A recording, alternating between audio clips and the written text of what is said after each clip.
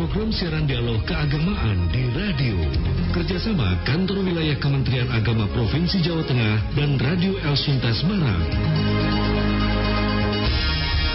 Indonesia merupakan negara dengan populasi penduduk beragama Islam terbesar di dunia ya. Dari lebih dari 200 juta penduduk Indonesia ternyata beragama Islam, terdiri dari berbagai macam suku, ras, etnis, dan kebudayaan. Di mana masyarakat ini biasanya membentuk suatu majelis taklim yang diinisiasi oleh para ulama sejak dahulu, dinilai dapat menjaga keragaman dan juga persatuan umat Islam di Indonesia. Dan bagaimana sebenarnya peran dan eksistensi majelis taklim dalam menjaga keberagaman di Indonesia, kita akan menyimak siaran agama Islam di Radio El Sinta Semarang yang bekerjasama dengan Kanwil Kementerian Agama Provinsi Jawa Tengah bersama saya Indra Kustanto.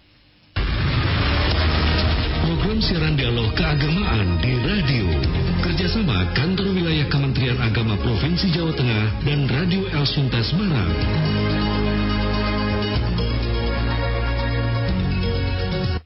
Untuk membahas berkaitan dengan peran dan eksistensi majelis taklim, kita akan ngobrol-ngobrol. Sudah kelihatan di kamera ya, di hadapan kita sudah ada satu tokoh ya, masih muda kelihatannya ya.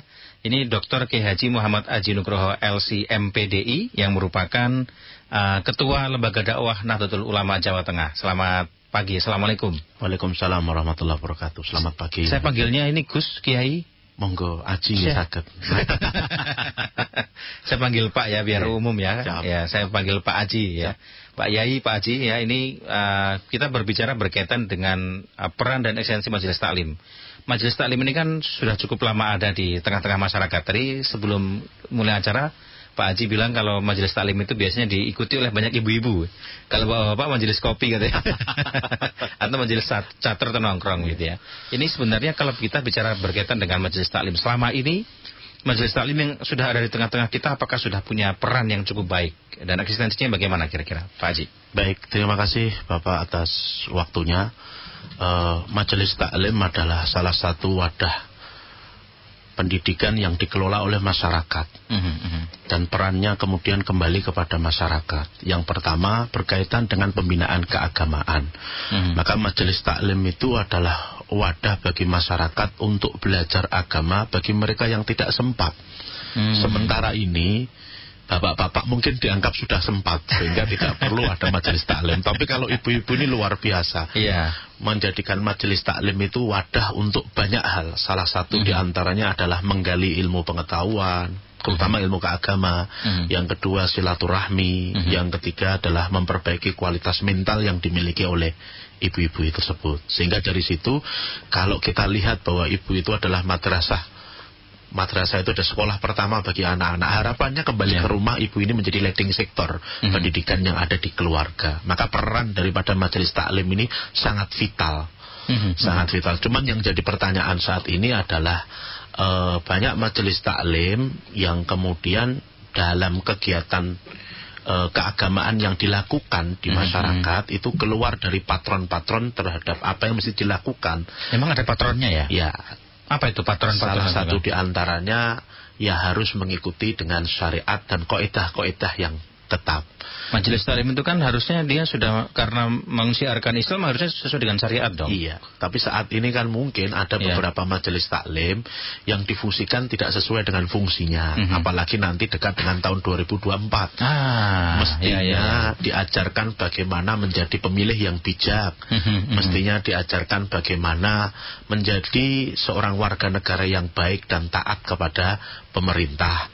Dan satu lagi yang paling menarik, ini kalau kita amati lebih dalam itu upaya yang dilakukan oleh pemerintah melalui Menteri Agama, turunannya kepada Kanwil Kemenak kabupaten kota wilayah Jawa Tengah khususnya, yang mulai concern untuk membangun majelis taklim itu. Kenapa? Karena saat ini memang majelis taklim ini mungkin sebagian para peneliti mengatakan belum ada kurikulum yang memadai.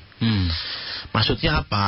Mungkin seorang penceramah dia datang kemudian ngisi dengan isian-isian yang tidak teratur antara pertemuan satu dan pertemuan kedua. Tapi alhamdulillah kalau saya berangkat dari lembaga dakwah NU itu sudah mewajibkan para dai kami ketika dia membina atau mengelola majelis taklim itu harus memiliki buku pegangan. Dan ini yang disampaikan oleh Kemenak, kurikulum itu bisa berangkat dengan buku pegangan yang jelas. Upayanya begitu. Mungkin ini yang kemudian akan membentuk sebuah hasil output yang jelas ketika pulang dari majelis taklim ada ilmu yang dibawa.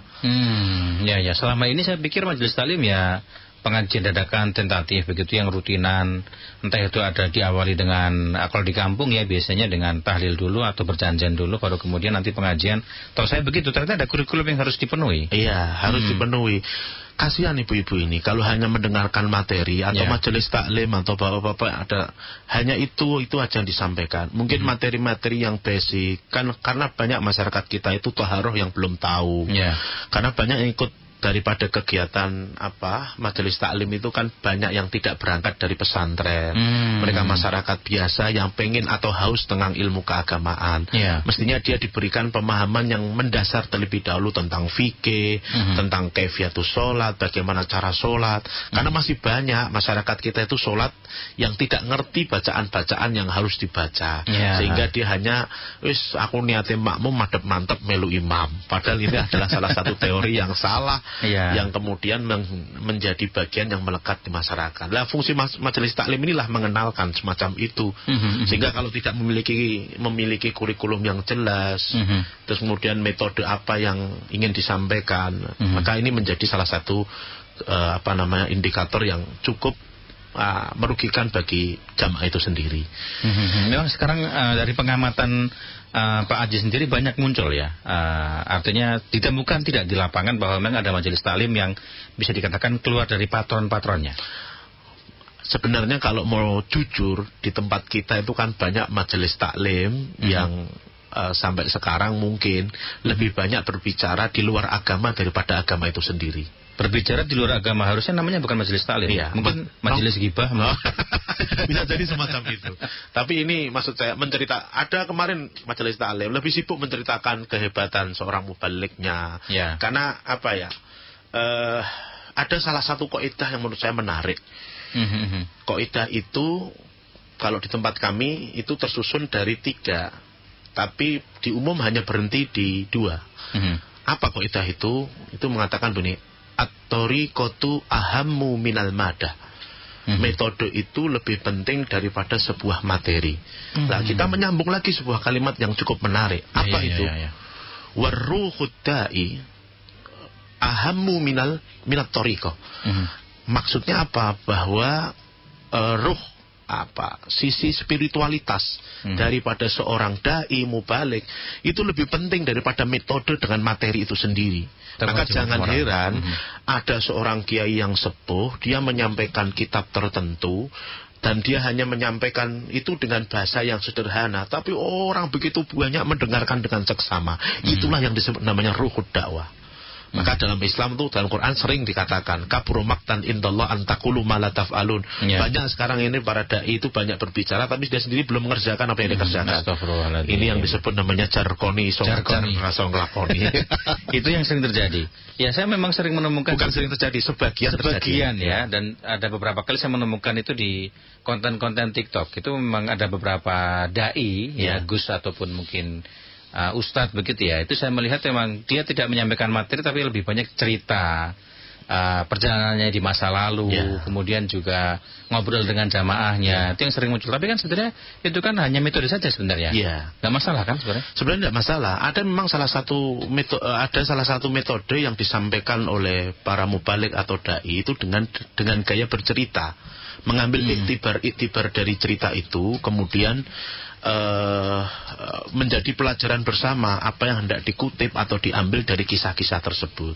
Mungkin mengutipnya dari cerita-cerita nyata yang berada di masyarakat, atau mungkin dia akan mendengarkan informasi dari para dai, dari informasi-informasi tentang kisah para sahabat dahulu, yang di situ ada asar-asar yang akan diperoleh bagi seorang dai ketika dia mendapatkan informasi tersebut. Majelis taklim itu ternyata memang harus ada patron-patronnya.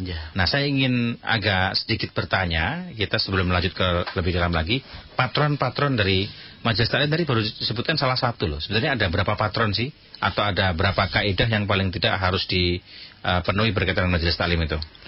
Baik, terima kasih Bapak atas pembuka suasananya. Yang saya sampaikan patron di sini adalah batasan-batasan di mana Majelis Taklim itu boleh melakukan dan tidak boleh melakukan.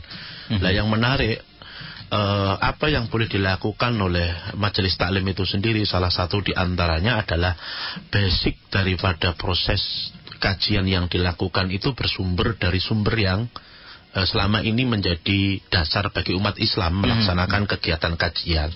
Harusnya patron pertama tidak boleh keluar dari Quran dan hadis atau sunnah, karena itu kapak-kapak no dalam bahasa Inggris kita adalah bagian daripada sumber hukum yang kita gunakan dalam membina kehidupan, khususnya kehidupan berada di Indonesia ini. Ambil contoh, saya tertarik dengan sebuah kalimat yang kalimat ini selalu saja menggelitik di telinga saya. Kalimat itu begini: aksaru munafiki min ummati qura'uha.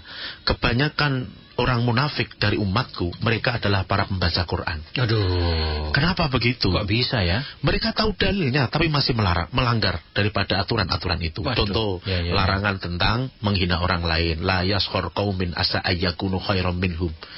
Tidak boleh kita menghina kepada orang lain dan kita merasa lebih baik. Peristiwa politik tahun kemarin sampai sekarang masih beraksar.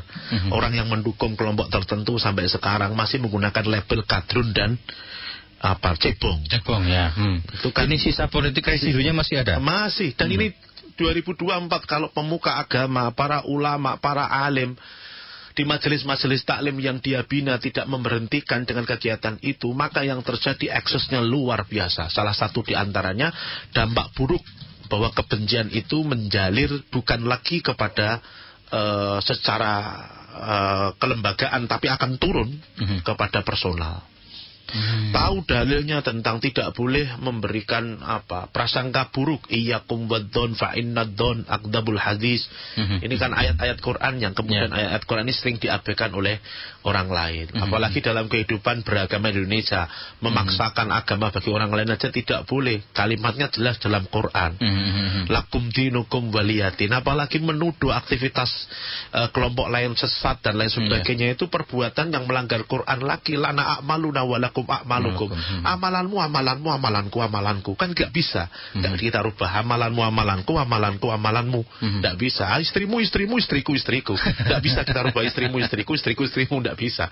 Dari sini kan batasan-batasan menjadi jelas dan kemudian sering dilanggar oleh kita. Mungkin yang diingat ayatnya infiru hifafa wasiqala wajahidu dan seterusnya. Salah satu ayat yang digunakan yang kemudian mengabaikan ayat-ayat yang lain. Ini menjadi bagian yang menarik ketika kita membina hubungan antar umat beragama berada di Indonesia. Agama itu kan jalan damai untuk semua orang. Maka Islam itu kan sering dimaknai dengan kata salam, damai. Maka kata damai ini seharusnya orang yang tercermin atau orang merasa bahagia dengan apa yang dia yakini. Nah, pertanyaannya kalau dia itu beragama tapi tidak berbahagia, yang salah bukan agamanya, tapi cara dia beragama. Mungkin banyakkan utang juga. Salah satunya. Sebelum kita lanjutkan, sudah ada pendengar yang menunggu ya. Ada siapa nih? Mbak Iza, kita akan sapa. Mbak Iza, selamat siang. Assalamualaikum. Waalaikumsalam, selamat siang. Silakan Mbak Iza. Baik, terima kasih. Saya ada pertanyaan, bagaimana menjaga semangat untuk terus hadir dan mengikuti majelis taklim? Kadang kan ada rasa malas muncul, apalagi kalau ada majelis taklim tapi tidak punya teman untuk berangkat ke majelis, itu membuat enggan berangkat. Nah, itu cara mengatasinya bagaimana? Baik. Iya, saya jadi ingat fenomena begitu ya. Anak-anak muda itu sekarang kalau yang di kampung-kampung itu jarang mau ikut pengajian majelis taklim. Maunya malah datang yang jauh-jauh. Bahkan ada yang malas gitu katanya. Nah ini mungkin bisa ada jawaban seperti apa nih? Silakan. Terima kasih Ibu atau Mbak Elisa. Mbak Iza ya. Mbak Iza atas pertanyaannya. Untuk meningkatkan semangat dalam hal mengikuti majelis taklim, yang pertama dilakukan adalah tumbuh kesadaran dalam diri sendiri bahwa kita itu butuh akan agama, butuh akan ilmu pengetahuan. Maka sesungguhnya kalau saya memaknai majelis taklim itu kan pewarisan pengetahuan dari satu jamaah ke jamaah yang lain. Sehingga ketika tumbuh kesadaran kalau dia butuh Kalau dia butuh terhadap informasi-informasi keagamaan, minimal memunculkan semangat yang akan tumbuh bahwa dia akan belajar dimanapun dia akan berada. Yang kedua, yang menarik lagi, kalau kita setelah menumbuhkan apa yang semangat yang ingin dilakukan oleh setiap jamaah untuk mengikuti kegiatan taklim di masyarakatnya. Yang kedua yang perlu dilakukan adalah ada sebuah istilah yang sering kita dengarkan. Ada yang mengatakan itu qaul dari Umar bin Khattab yang mengatakan hasibu anfusakum qabla an tuhasabu. Maksudnya apa? Bahwa introspeksi itu menjadi modal penting. Kenapa? Dari introspeksi ini dia bisa mengevaluasi dirinya sendiri, apa yang kurang dari dirinya yang harus dia penuhi.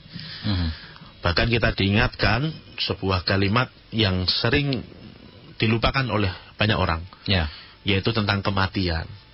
Al-mautu qarib, bahwa mati itu dekat. Kalau orang itu ingat mati, maka insya Allah dia butuh persiapan untuk menuju sana. Nah, tiga hal inilah yang kemudian menjadikan seseorang itu tumbuh akan minat untuk belajar agama secara mendalam. Maka proses ini semestinya menjadi dasar atau awal di mana seseorang tersebut akan menjadikan majelis taklim itu bagian daripada pengembang motivasi yang ada di dalam dirinya. Mungkin itu Bapak yang saya bisa jawab dari pertanyaan Mbak Elisa. Mbak Iza. Ya, kami juga mengundang Anda ya, silakan di 02476489100 atau WA 0877210910. Kalau melihat berkaitan dengan pengisi, siapa yang mengisi majelis taklim itu kan biasanya kan kita sering, kalau ibu-ibu ya, beberapa kali juga ada yang seperti saya begitu, misal ada saudara yang di kawasan minta rekomendasi. Nah, kalau kemudian kita ingin merekomendasikan atau ingin mencari ustadz yang pas, itu yang bagaimana? Baik, terima kasih Pak. Yang pertama, carilah seorang guru yang memiliki sanad keilmuan yang jelas. Dia dari pesantren kah, belajar ilmunya runtut kah, sehingga dari situ pembina itu atau kiai tersebut atau asatidz tersebut mampu memberikan penjelasan yang cukup dominan dari kajian-kajian yang dia miliki. Yang kedua, yang perlu kita kaitkan dengan kajian hadis, selain sanad apalagi matan. Matan itu apa sih ya? Konten kajian. Nah, berkaitan dengan konten itu sering kita abaikan bahwa konten itu di masyarakat tuh saat ini bedanya pengajian dan majelis taklim ya. Walaupun majelis taklim itu pengajian bagian daripada majelis taklim. Ada yang menjadikan pengajian itu adalah bagian daripada hiburan di masyarakat, sehingga mubalik dituntut untuk membawa alat dakwah. Alat dakwah ini ada yang ngaji dengan wayang untuk mendekatkan manusia atau masyarakat dengan kultur yang dimiliki. Kemudian dengan nada dan dakwah itu bagian daripada metode atau alat-alat yang digunakan dalam dakwah, sehingga menarik minat oleh masyarakat. Tapi kalau majelis taklim lebih pada concernnya bagaimana penyampaian materi itu bisa menjadi atau melekat menjadi bagian dari kehidupan seorang jamaah. Mungkin itu. Ada pendengar sudah menunggu, 2 sudah antri. Yang pertama ada Pak Warsid di Semarang. Pak Warsid, Assalamualaikum. Waalaikumsalam, selamat pagi Mas Junior. Sehat Pak Warsid ya? Alhamdulillah. Baik, Pak Warsid, kita silakan kalau mau tanya, silakan Pak Warsid. Langsung dengan baik. Dai-nya langsung ini Pak. baik, dengan Pak Haji ya. Pak Haji. Ya, Ketua LDNU Jawa Tengah, silakan Pak. Assalamualaikum warahmatullahi wabarakatuh, Pak Haji. Waalaikumsalam warahmatullahi wabarakatuh, Pak Warsid. Saya mau tanya, ada 2 pertanyaan. Yang pertama tentang ustadz yang dipamerkan dirinya sendiri. Jadi suatu saat kemarin waktu halal bihalal itu ada orang yang mengisi yang mengaku dirinya ustadz begitu, tapi selama ini saya sudah puluhan tahun tidak pernah tahu bahwa dia itu mondok di mana atau di mana. Selain itu materinya sendiri juga nggak jelas gitu loh. Cuman maksud saya, bagaimana kalau ada orang yang mengatakan di forum halal bihalal gitu, mengatakan ustadz, sementara tetangganya tidak pernah kalau dia itu sebagai ustadz di mana, diundang di mana gitu loh. Jadi pertanyaannya, apa dibenarkan kalau saya misalkan Pak Warsid ya, saya ini ustadz nih, sementara yang lainnya kan kriteria ustadz seperti apa gitu ya? Gitu, yang pertama. Yang kedua begini Pak Haji, kenapa kalau tawaf itu jalannya berlawanan dengan jam, jadi ngiri ya beloknya. Jadi ke kanan dulu baru ke kiri. Iya kan? Ya. Jadi belok anunya kan arahnya kan ke kiri. Justru Ka'bah itu di kiri kita gitu loh. Iya. Darahnya gimana itu kok gitu. Termasuk sa'i itu juga jalannya kan kiri itu mutarnya. Iya, betul, Pak. Ya, itu pertanyaan dua saya. Terima kasih. Assalamualaikum warahmatullahi wabarakatuh. Waalaikumsalam warahmatullahi wabarakatuh. Satu pertanyaan berkaitan dengan tema kita. Satu pertanyaan lagi pemahaman Pak Warsid yang butuh dicerahkan. Nanti kita akan bahas. Tapi sebelum itu ada pendengar lagi sudah menunggu, ada Pak Dida ya di Banyumanik sepertinya. Pak Dida silakan. Selamat siang Radio Cinta. Siang Pak Dida, silakan Pak Dida. Assalamualaikum ya Haji. Waalaikumsalam warahmatullahi wabarakatuh Pak Dida. Silakan. Sehat-sehat Pak Haji. Alhamdulillah sehat Pak Dida. Pak, terima kasih Pak untuk waktunya. Pak, saya mau menanyakan. Yang pertama itu sudah diwakili sama Pak Warsid tadi ya, pendengar yang pertama itu yang poin pertama itu kan. Ya. Mas terkait untuk itu. Kalau majelis taklim banyak jamaahnya tuh ada suatu kiai mungkin itu memang semua majelis taklim tuh mengajarkan hal-hal yang baik, positif semua. Tapi kan bagaimana cara kita mendapatkan yang nyaman, senyaman hati kita Pak. Yang dibilang Pak Warsid tadi kan ada suatu majelis taklim banyak jamaahnya dan mengangkat dirinya sebagai ustadz gitu kan. Pak Dida bisa nih, Pak Dida bisa jadi ustadz juga kalau mau bikin. Kalau ada pengikutnya saya juga mau sampaikan sebagai ustadz Pak. Tapi ya. Tapi kan itu bagaimana hukumnya Pak? Oke. Sedangkan kan tetangga nggak tahu kalau ini Pak Ustadznya pernah mondok di mana ini? Kan belum tahu. Apa mondoknya diam-diam kan kita juga nggak tahu. Semua kan lillahi ta'ala Pak. Demikian Pak, pertanyaan dari saya Pak. Assalamualaikum warahmatullahi wabarakatuh. Waalaikumsalam warahmatullahi wabarakatuh. Ada dua ya, ada Pak Warsid dan juga Pak Dida yang menyampaikan. Saya ulas kembali pertanyaannya. Pak Warsid menyampaikan Ustadz yang menamakan dirinya sendiri Ustadz ini bagaimana? Sebenarnya tadi saya sudah sedikit menanyakan berkaitan dengan kriteria seorang pengisi majelis taklim juga ya. Kemudian pertanyaan kedua dari Pak Warsid juga, kenapa kok sa'i atau tawaf itu di kiri ya? Di sebelah kiri. Terima kasih Bapak penanya atas beberapa pertanyaan. Ada Pak Warsito, Pak Warsid dan juga Pak Dida. Pak Warsid dan Pak Hida. Pertanyaan pertama hampir mirip. Pertama yang namanya Ustadz, Kiai, kemudian Syekh, itu lebih lekat kalau dalam kehidupan kita adalah panggilan yang disematkan kepada masyarakat, kepada orang tersebut. Sehingga kalau panggilan ini dilakukan oleh diri sendiri, maka pengakuannya berada di mana. Maka tidak bisa orang menamakan dirinya seorang ustadz dan kemudian mengaku-ngaku sebagai ustadz tapi tidak memiliki track record dari masyarakat. Track record itu dari masyarakat atau dari keilmuan yang dia pernah? Track record dari masyarakat atas dasar aktivitas yang dia lakukan, terutama membina majelis taklim atau menjadi salah satu narasumber kegiatan keagamaan. Kalau semisal saya nih mondok ya 3 tahun, tapi kemudian sampai kampung halaman tidak pernah ngaji, tidak pernah, maka orang tidak akan pernah menyebut dengan itu ustadz, tetap santri. Kiai itu juga sebutan masyarakat. Tapi saat ini kan orang, mohon maaf ini lagi-lagi kalau saya pribadi, ada orang itu motivasinya ingin dipanggil sebagai seorang kiai. Kemudian dia dari motivasi itu membangun pesantren. Lah dari pesantren itu kemudian orang secara otomatis akan memanggil dirinya sebagai seorang kiai karena pengasuh pesantren itu adalah seorang kiai. Jadi ada sebutan itu yang melekat karena sistem yang dia bangun, tapi ada juga panggilan itu disebut karena dia itu mendapatkan pengakuan dari masyarakat. Banyak kok para kiai yang disebut kiai tapi dia tidak memiliki pesantren. Tapi banyak juga orang mengaku asatid tapi tidak punya track record. Yang ingin saya sampaikan begini Pak. Gimana? mohon maaf ini lagi-lagi. Sekarang ini kan sedang tren jualan agama itu diminati oleh masyarakat. Apalagi di medsos tuh. Apalagi di medsos. Nanti ada namanya Ustadz siapa. Ya.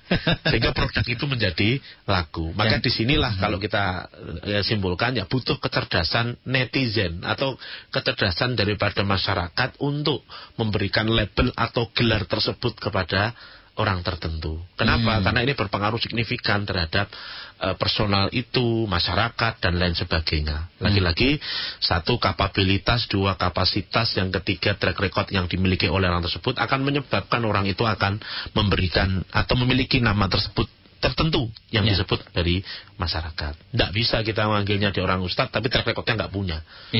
Lah anehnya kalau dia memanggil dirinya seorang ustadz tapi tidak punya aktivitas keagamaan yang biasa dilakukan di masyarakat. Maka disinilah yang kemudian menjadi kesimpulan sederhana. Kita kembalikan pada pondasi awal, yang berhak menyebut dia seorang kiai, ustadz, itu adalah para masyarakat itu sendiri. Sehingga label-label itu menjadi bagian yang melekat terhadap orang tersebut. Orang pulang haji dipanggil haji, ya karena sudah punya track record dia pernah haji. Kenapa disebut dengan istilah haji? Saya tertarik dengan sebuah kesimpulan yang disampaikan oleh beberapa sahabat saya ketika berdiskusi. Karena ketika orang menyebut orang tersebut dengan haji, satu mengingatkan dia bahwa dia itu pernah haji. Sehingga dia harusnya lebih takut daripada orang yang belum pernah berangkat haji.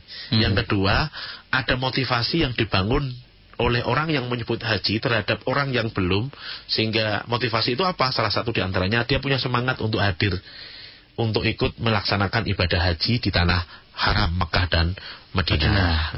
Salah satu diantaranya itu. Mungkin itu Bapak jawaban yang bisa saya sampaikan. Oke. Baik, jadi jelas ya pengertian ustadz itu berarti memang dia punya track record. Kalau semisal nih kan orangnya memang mungkin paham agamanya dari baca buku, ikut kajian di YouTube. Ya, tidak pernah ikut pengajian majelis taklim di pesantren misalnya, atau mungkin dia punya basic keluarga yang agamis. Tapi tidak pernah punya, mungkin karena basic agamis itu kemudian habit rajin ke masjid.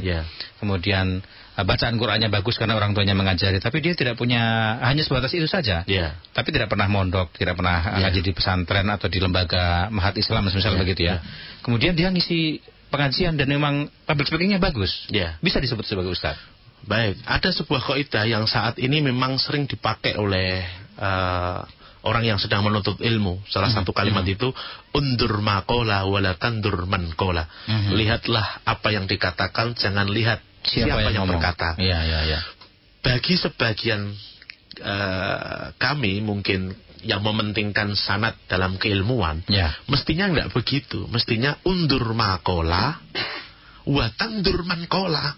Lihatlah apa perkataannya dan lihatlah siapa yang berbicara. Menyampaikan ilmu itu butuh tanggung jawab. Menyampaikan informasi tentang keagamaan itu butuh kemapanan pengetahuan yang luar biasa. Tidak semua orang bisa. Maka banyak kalimat-kalimat yang disampaikan mereka yang belajar atau menyampaikan keagamaan itu terpotong. Walaupun memang ada hadis yang mengatakan balighu anni walau ayat, sampaikan kepadaku walaupun itu satu ayat. Ini kan sebenarnya mengajak kepada orang untuk memotivasi diri sendiri bahwa kebaikan itu tidak berhenti pada diri sendiri, tapi berkembang sampai dan tumbuh kepada orang lain. Lah, tapi kemudian kan yang menyampaikan siapa, apa yang harus disampaikan, jangan sampai informasi yang disampaikan ini terpotong. Ini menjadi sebuah catatan bahwa orang yang menyampaikan itu harus mengerti tentang kapasitas dia. Kalau dia seandainya tidak tahu, ya sudah jawab tidak tahu. Itu mungkin hal yang perlu kita sampaikan kepada mereka yang sedang naik daun mungkin jadi seorang ustaz. Tapi kita sebagai seorang kan bukan santri, jamaah majelis taklim ya, itu atau member jamaah majelis taklim lah, boleh nggak sih kita kemudian kepo lebih dalam siapa yang sedang mengisi pengajian? Khawatirnya ketika kita kepo kemudian malah muncul ghibah. Ini gimana?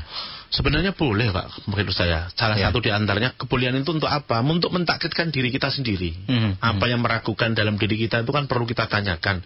Sehingga tidak lagi muncul prasangka-prasangka yang menyebabkan kita itu tidak nikmat dalam ngaji. Bahwa husnudzon itu kan perintah agama. Dalam rangka untuk menjalin husnudzon itu kan Quran selalu mengatakan fatabayyanu. sering-seringlah melakukan tabayun. Ya, tabayun itu konfirmasi. Ya? Untuk mencari informasi.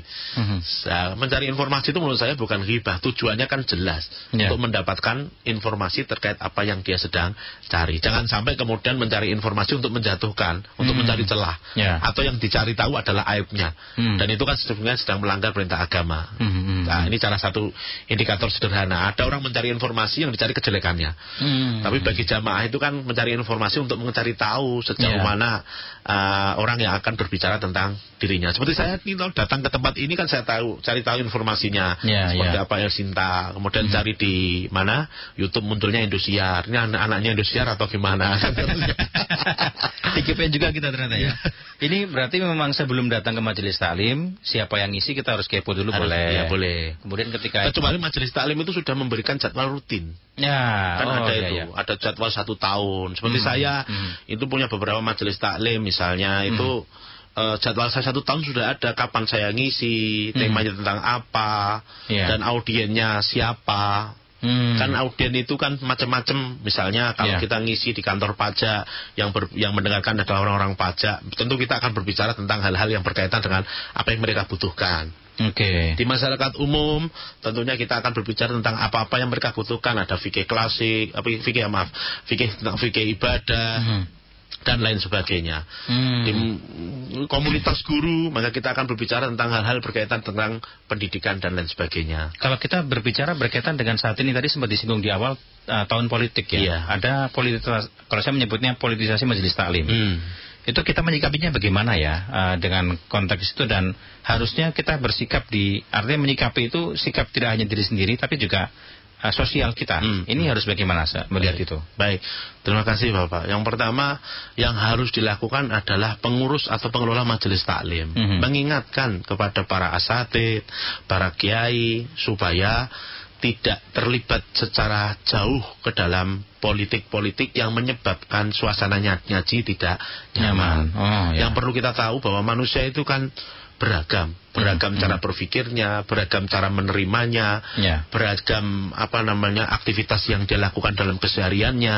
Maka yang satu itu bisa menangkap positif, mungkin yang lain tidak bisa menangkap positif. Sehingga proses inilah yang kemudian harus menjadi bagian yang harus diikat antara satu dengan yang lainnya supaya tidak menjadikan majelis taklim itu ladang untuk caci maki karena pilihan yang berbeda. Biasanya harapannya sih, saya masih ingat loh, dulu itu sampai kemudian milih capres harus punya dalil itu. Milih partai politik harus ada dalil. Ini bagaimana menyikapi yang demikian itu? Saya sering menyampaikan pada teman-teman, salah satu di antaranya, janganlah gunakan dalil itu untuk melegitimasi keinginan yang dia inginkan. Maka sesungguhnya kalau seandainya itu benar, mungkin sebagian orang menganggap itu tidak benar. Maksudnya bagaimana? Ya karena pilihannya berbeda itu. Misalnya memilih yang bukan sesuai dengan pilihannya, dikatakan ini, itu, dan lain sebagainya. Yang paling parah itu kan dulu kejadian-kejadian yang sampai menyebabkan bahwa yang mendukung calon tertentu dia tidak perlu ketika meninggal tidak perlu disolati. Itu kan menjadi catatan. Ada apa ini sampai segininya bahwa orang itu berubah menjadi Tuhan sampai menghukumi orang yang tidak sama dengan dirinya adalah bagian daripada yang akan dimasukkan dalam nerakanya Allah Subhanahu wa taala. Sejak kapan kita itu menjadi pemilik neraka yang mengatakan orang tertentu masuk neraka? Tapi saya ketika masih kecil dulu masih ingat loh, karena kita generasi yang mengawali masa-masa reformasi. Orde Baru reformasi ya. Saya masih ingat masih kecil itu dulu bahkan untuk memilih partai politik ada dalilnya. Nggak boleh milih ini, nanti syirik. Apalagi yang ini harus dipilih karena dia kiblatnya umat Islam. Kayak gitu tuh.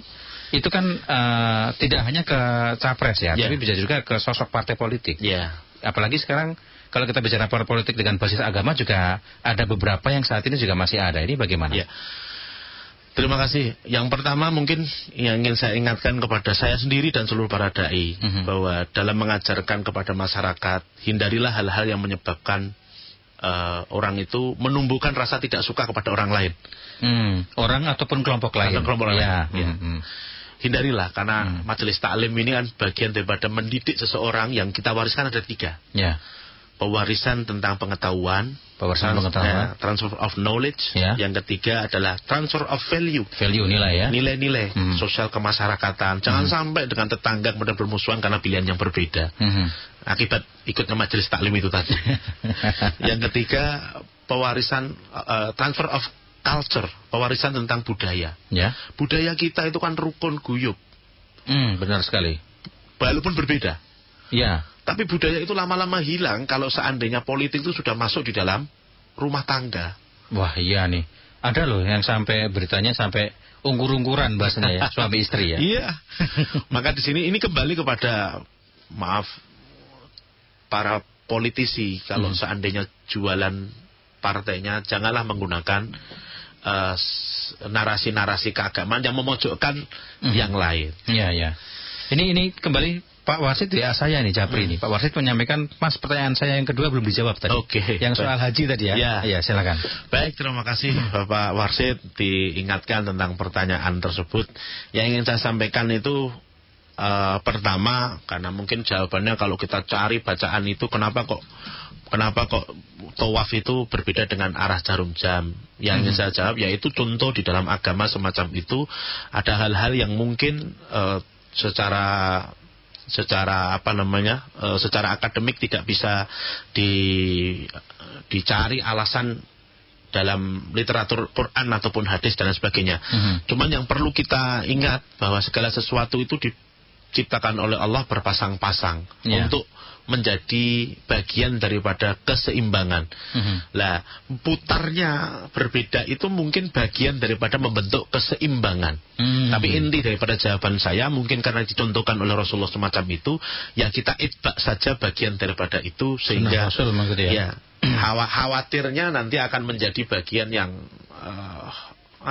kita akan ijtihad sendiri. Saya mulai dari sebelah kanan, tabrak-tabrakan itu dengan yang lain. Kenapa? Ya karena kita mengikuti klaim yang ada di sana, wala rofasa, wala fusuqa, wala jidala fil hajj. Jangankan gesek-gesekan dalam benturan dan lain sebagainya. Ya, kita menjaga kualitas haji kita supaya tidak marah karena senggolan dengan yang lain. Ya salah satu di antaranya adalah mengikuti apa yang ada di sana.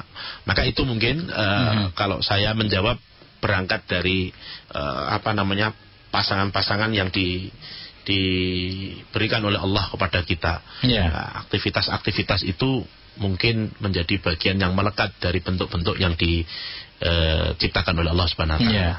Terjawab Pak Warsid ya. Nanti kalau kurang jelas bisa WA saya Pak Warsid. Ini tadi sudah WA mau ikut komentar Mas gitu. Pak Warsid tadi bilang begitu. Saya bacakan juga beberapa pesan singkat yang lain ya. Sudah masuk, ini ada Ibu Susi di Ngalian. Anak saya ikut pengajian rutin pekanan, efeknya bagus sih. Anak saya ibadahnya terpantau, hafalannya berangsur-angsur bertambah. Harapannya di saat dewasa kelak masih tetap mau ikut majelis taklim, begitu ya. Ini lumayan biasa ya. Anak muda sudah rajin ikut majelis taklim. Kemudian juga lagi Ibu Mus di Tembalang, Pak Kiai, bagaimana mencegah pemahaman radikal dan sesat tersebar di majelis taklim kita. Kadang ada yang suka memecah belah, katanya begitu ya. Kemudian juga yang berikutnya Pak Durah di Kendal, berkumpullah dengan orang soleh yang menjadi pengingat saya untuk tetap terus ikut majelis taklim. Tapi adakah kriteria dari orang soleh yang dimaksud Pak Yai? Ini Pak Durah menyampaikan begitu ya. Ada lagi Pak Sis di Demak, Elsna Semarang, bisa tolong dibuatkan juga majelis taklim pekanan untuk pendengar. Biar siarannya jadi syahdu dan nikmat gitu ya Pak Sis. Terima kasih masukannya Pak Sis ya. Boleh nanti Pak Haji bisa jadi pengisinya nih. Lagi kita sapa juga ada Bu Marni di Kudus. Bagaimana membentuk lingkungan berumah tangga termasuk bertetangga yang semangat mendatangi atau bahkan mengadakan majelis taklim rutin Pak Yai. Di lingkungan saya kadang tetangga tidak support untuk mengadakan majelis taklim. Terakhir Pak Nugroho di Ungaran, ada beberapa majelis taklim yang terkadang mengajarkan sesuatu yang baik tapi kurang sesuai dengan budaya di sekitar lingkungan.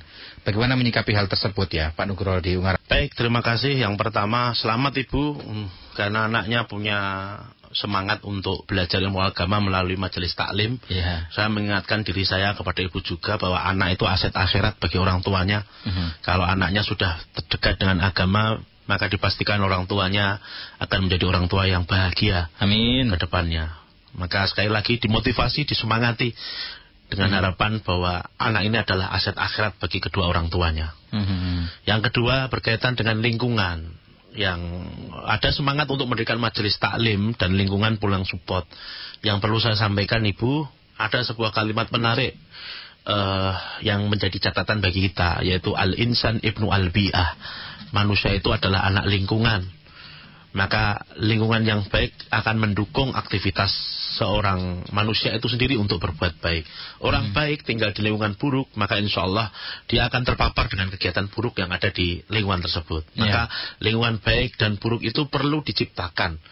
Sehingga dari situ harus muncul motivasi dari diri sendiri dan keluarga terlebih dahulu, syukur akan merambah kepada masyarakat dan lingkungan. Maka ciptakan sesuatu yang baik, maka dari situ akan muncul motivasi dari masyarakat untuk terlibat menjadi bagian yang ada atau bagian yang baik-baik yang diciptakan oleh ibu tersebut. Ya. Yang ketiga berkaitan dengan, mohon maaf, majelis taklim yang mengajarkan faham-faham yang radikal, faham-faham yang buruk bagi kerukunan umat yang ada di masyarakat. Nah, dari sini yang ingin saya sampaikan, perlu kesadaran bersama yang bisa menghentikan kegiatan radikal itu berangkat dari masyarakat, berangkat dari jamaah haji itu sendiri, sehingga butuh kedewasaan dan kecerdasan dalam menerima setiap informasi yang diperoleh. Sehingga dari situ masyarakat ini diharapkan setiap informasi itu bisa disaring, diambil mana yang baik bagi dirinya dan tidak baik.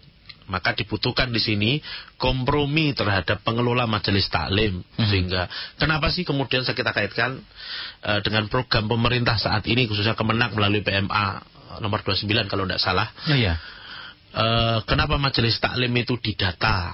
Ada anjuran untuk didata. Ya, salah satu di antaranya itu tadi, majelis taklim yang mohon maaf terpapar dengan aktivitas-aktivitas radikalisme bisa disinyalir sejak dini kalau pengamatan saya. Yang kedua yang menarik lagi, perhatian pemerintah ini menarik karena selama ini mungkin majelis taklim yang ada belum diperhatikan oleh pengampu-pengampu kebijakan, sehingga perhatian pemerintah terkait dengan majelis taklim itu bagian daripada pola yang hendak sinergitas antara kebutuhan pemerintah dengan masyarakat melalui majelis taklim. Harapannya dengan diperhatikan itu ada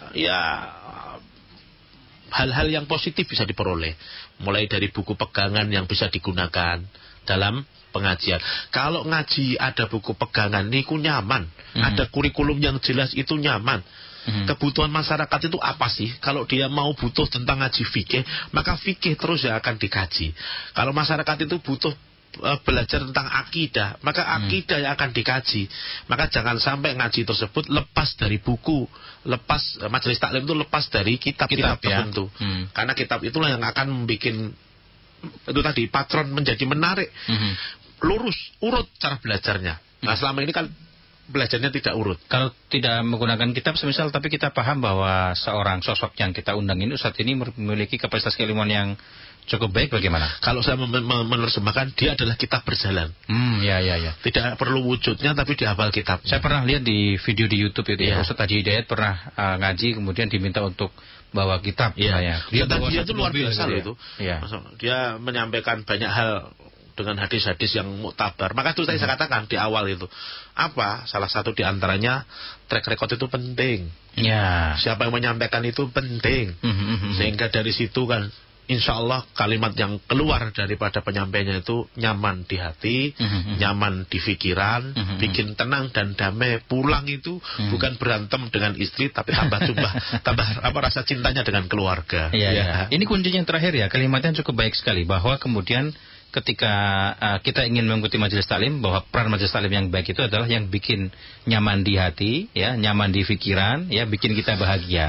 Keluar dari majelis taklim itu pulang itu senyum tidak kemudian marah-marah pengen hujat orang. Baik dengan tetangga, baik dengan keluarga. Ada pengajian itu yang memotivasi untuk, mohon maaf, menikah lagi. Tapi kan boleh, nggak apa-apa kan? Monggo lah. Saya tidak berani menjawab, khawatir istri saya ikut mendengarkan. Baik, terakhir kata-kata yang mau disampaikan, satu kalimat berkaitan dengan tema hari ini sebagai closing statement. Baik, Haji. Terima kasih. Belajar itu dimanapun kita berada. Dan yang paling penting dari belajar itu, kepada siapa kita ini belajar. harapannya apa yang kita dapat itu mendekatkan kita kepada Allah yang semakin baik dengan keluarga dan lingkungan, sehingga dari situ uswatun hasanah yang ada di dalam Rasulullah yang turun kepada ulama dan para kiai benar-benar bisa kita contoh, baik dengan lingkungan, baik dengan keluarga, soleh secara ritualnya dan soleh secara sosialnya. Terima kasih. Baik, terima kasih Pak Aji sudah berbincang bersama El Sinta. Demikian pendengar dan juga netizen ya, perbincangan kami dalam dialog agama Islam kerjasama El Sinta dengan Kanwil Kemenak Provinsi Jawa Tengah bersama dengan Dr. Kiai Haji Muhammad Aji Nugroho LC MPDI. Beliau merupakan Ketua LDNU Jawa Tengah yang juga merupakan dosen UIN Salatiga, dan beliau ini alumni Al-Azhar loh. Nanti bagi Anda yang belum sempat mendengarkan siaran kita dari awal, nanti akan Anda bisa menyimak siaran kami di YouTube-nya El Sinta Semarang. Anda bisa buka YouTube-nya El Sinta Semarang, klik aja tulisannya El Sinta Semarang, Anda bisa langsung tonton perbincangan kita. Selamat siang, sampai jumpa.